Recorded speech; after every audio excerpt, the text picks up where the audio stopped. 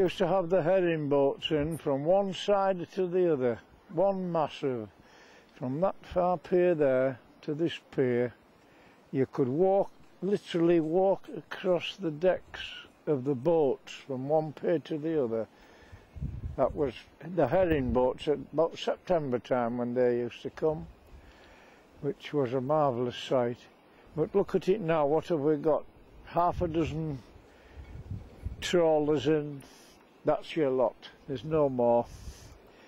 I mean, you'd have maybe 30 or 40 big trawlers all part of my life, 50 years coming out of that end of that little jetty down there in my boat. That's where I used to have my boat moored. And I wish I had as many pounds as times I've come under this bridge. But I'd be a rich man, I'll tell you.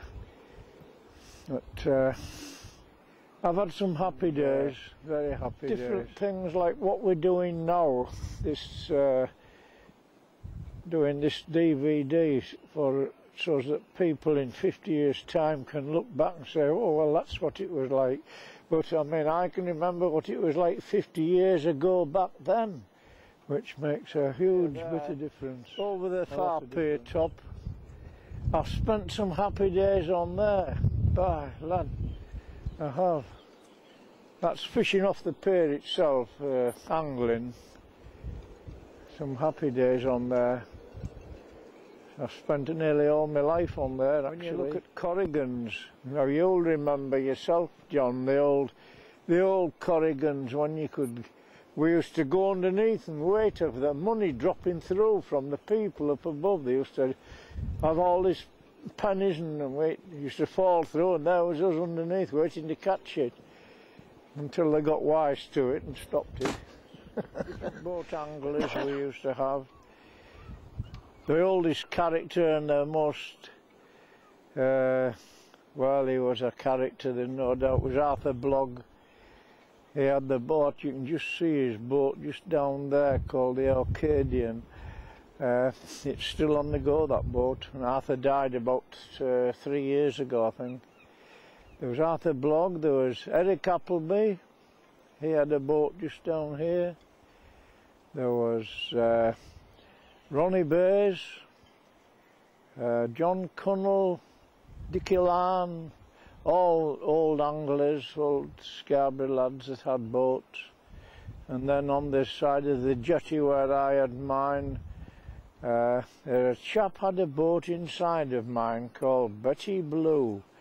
And I saw this chap one day and I said to him, can you remember the day when I kicked the side of your boat in? He says, I bloody well can, he says. Well, I said, it wanted kicking in, it was rotten. And we went down one day, I will get rid of this sodding boat, and I give it a kick, and the side of it went in and it sank. He wasn't very happy. And there we are. Then there was quite a lot of old characters knocking about. I mean, when you look at the other harbour, I could mention old characters there, like Blondie Wood, Jitter, Bill Shader, coxswain of the lifeboat. Tommy Rowley, he was a second coxswain. And about Cutsey Leader, he's still around, his Cutsey.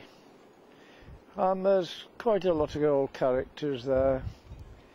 But alas, a lot of them's gone, quite a lot. Then there was my old pal, my very big friend, Johnny Norm, you'll remember him, had the Florite, SH3, the Florite, who I used to go to sea with. There was John, there was his brother, and then there was, old Roll Crawford. There was Johnny Norm, his brother Bill, and Rob Crawford. Come out of the pub maybe about 12 o'clock at night, come home, get me fishing gear and come down, get on the boat, still half kettled, and go off to sea for the rest of the day. I mean, I can remember when I was about 10 years old.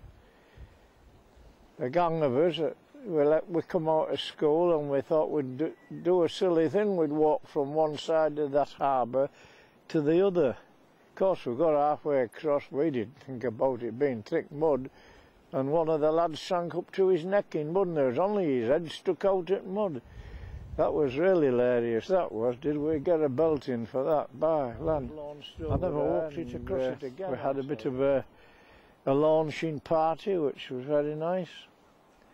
I remember I felt as proud as a peacock steaming across here in my new boat. That was a very happy day, that was. And that boat was literally held together with putty and bits of lead and nails. It's a wooden boat, a little wooden cobble we got. And I remember I got it off George Eves, big George Eves. It was his boat. And I think he knew what it was like when he sold it to me. And I used to say to them, now, how would you get back if you were 6 miles out to sea in a thick fog? And I used to say to them, well, first of all, a thick fog is associated with either easterly or southeasterly winds. It's a wind direction off the sea that makes the fog. You never get the fog with a westerly wind. And if you're 6 miles out to sea in a say there's a southeasterly, bit of southeasterly, you will get the fog at some time or other. But if the fog comes down and envelops you, which it has done at times, all you have to do is, if you're 6 miles out to sea, the sun, which 9 times out of 10 you can get a rough idea where the sun is, trying to get through the fog. If you keep the sun on your port bow, which is of course on your left, you know that you're going due west. Therefore, if you keep the sun on your port bow and keep going, you're going towards land. And also, if there's a southeasterly swell, the swell is running in towards the land. So if you're running with the swell, you're running back towards land. Then you've got to have somebody in the bows to keep their eyes open, because sometimes you lay the fog on, sometimes you won't. But I've got back in no problems sometimes. Sometimes you've come in and found yourself maybe across by the spar, but we always got back in. It was just a case of, in a fog you don't have to panic. You haven't got to panic whatsoever. Just one skipper only, and that is it. That is a law in boat. One skipper. If you all start saying you want to go this way, you want to go that way, you'll finish up in Timbuktu, believe you me. So.